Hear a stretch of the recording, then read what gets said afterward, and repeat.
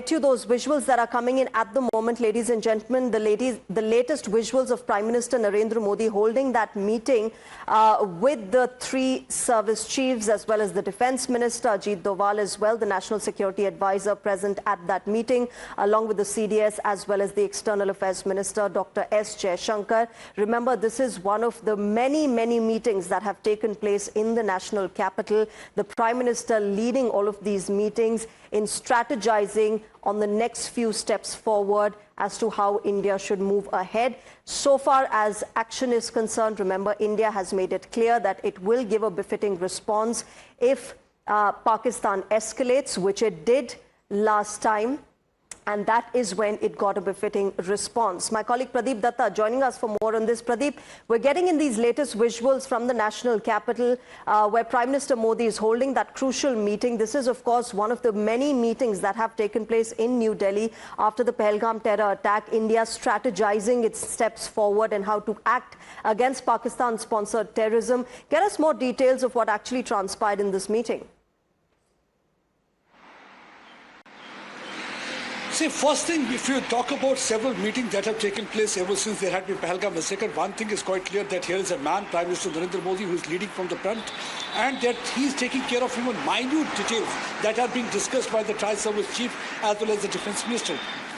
And in today's meeting, they are definitely going to brief him about the situation there on the ground, because what we saw yesterday happening after announcement of the ceasefire, after 2 hours, they broke ceasefire. They once again started targeting Indian position, posts, and then there was an aerial intrusion also from their side that was thwarted by Indian air defense system.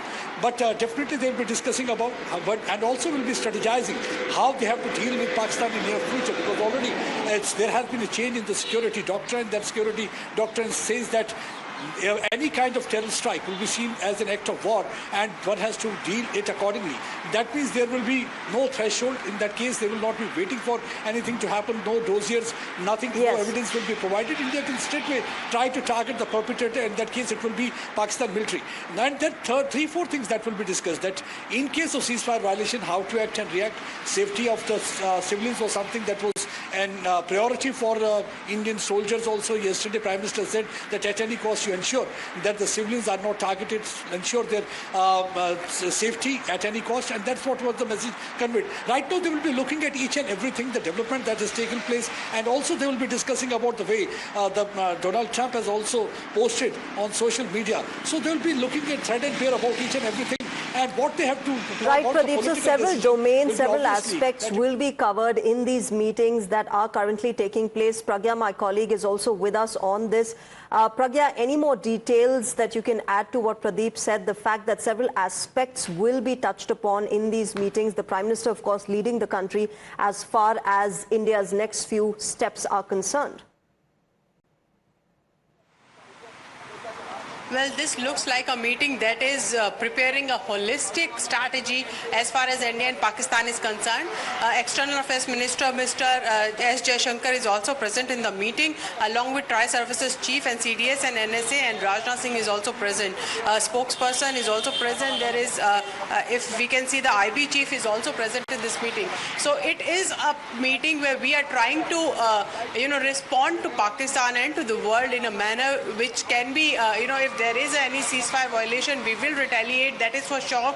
We are given that mandate. The services also have been given a mandate. But look at this particular video. It is very interesting, where CDS is also briefing Prime Minister. Prime Minister is listening very closely. Probably the briefing is also at the situation on the borders, and also what we are given to understand. The situation persisted last night when Pakistan violated ceasefire.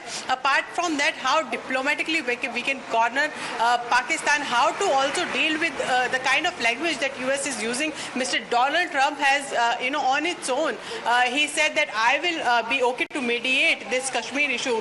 We never said that this is an international issue. We never took it to international forum. We always said that Kashmir is an internal issue, and we are not going to discuss this on an international platform. So all of that and the calibrated response of the government in wake of this statement that have come from the President of US, all of that is also going to be the part of the briefing, if there is any briefing from the part of the government, is what we are given to understand. Right, but all aspects related to this particular relationship between Pakistan and India, militarily and diplomatically, it seems that they were discussed here in this particular meeting. All right, Pragya and Pradeep, thanks very much for joining us at the moment with all those details on the broadcast. I'm also joined by my guest, Colonel Shailendra Singh, defense analyst, is with me in the studio. I'm joined by Tara Kartha, former Director, National Security Council. Also joined by Colonel Anil Bhatt, defense expert from Mumbai. Good afternoon and namaskar to all of you. Colonel Shailendra Singh, let me begin with you. Now that understanding has been reached, last night we saw that Pakistan did violate the ceasefire at multiple locations. Of course, now, that has stopped as far as drone activity is concerned. That uncertainty still prevails as far as Pakistan's next action is concerned. What is your take on that? Jai Hind, namaskar. I must tell you one thing. I couldn't sleep yesterday. I'm quite disturbed. And I think that sleeplessness and disturbance is making me a little angry. You have put salt on my, wounds when you say that Trump has offered mediation. Who the hell and what the hell can he do for us? We must analyze it. Okay, as an indicator, Mr. Trump, let's dismantle all the terror camps together in POK or Pakistan. Will you do that? Will you make a start by making sure those three people to start with, Hafiz, Masood and Lakhvi, are handed over to the Interpol, not to me. I'm just saying. And then let us do justice to them where they have committed a crime, and that is India. Will you do that? It's very easy for a person to say like that. And please don't interrupt me for only one more minute. Why am I angry? I'm angry because my 140 crore people are angry. We have yesterday missed the bus. I do agree that yes, the government has achieved its basic aim, but this is not what the country was asking. Country was looking at aim plus. We hit them hard. We declared that we'll strike on terror, we have struck on terror. But when the terror is supported by somebody by drones, missiles and air attack, well, we have given them a befitting reply.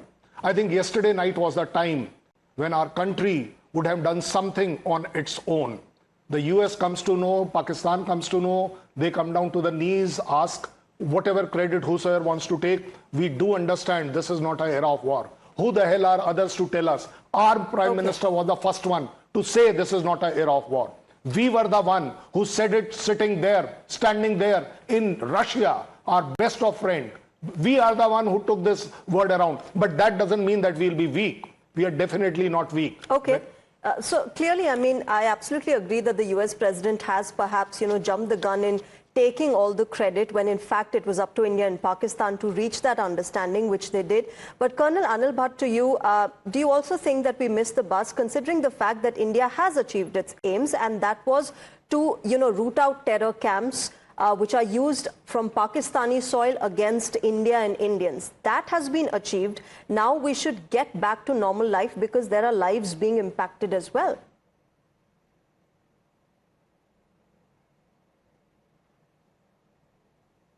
Colonel Bhatt, are you able to hear me?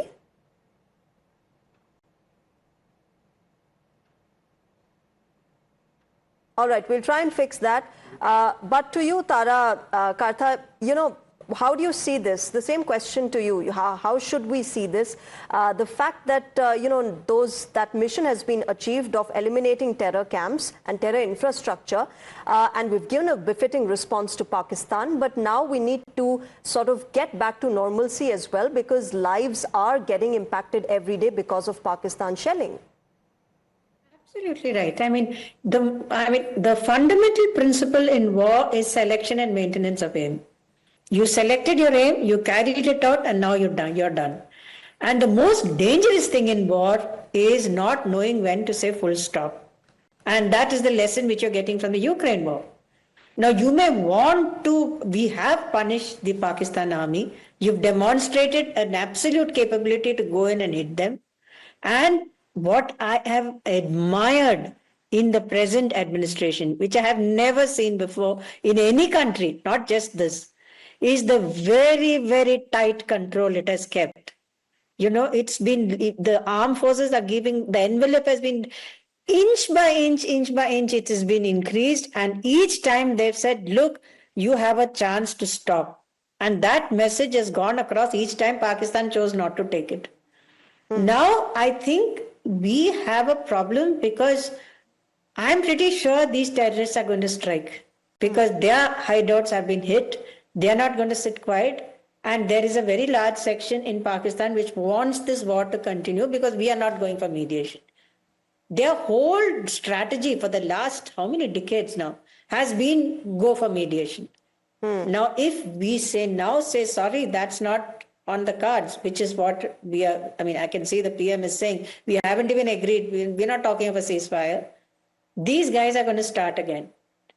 So it's not desirable that we should go to war because our primary occupation is we are a democracy. We need to deliver for our people, a development principle. There's so much a democracy has to do. Pakistan doesn't have to do any of that. So there's a pretty difficult phase ahead. Also the fact that if we go for a full-fledged war, we'll have more to lose because we have developed economically. We're a more stable country than Pakistan. We're not beggars. We're not a bankrupt country. And therefore, it'll affect us more. And that's why we need to think very carefully if we think of, urging the government and the armed forces in going for a full-fledged war.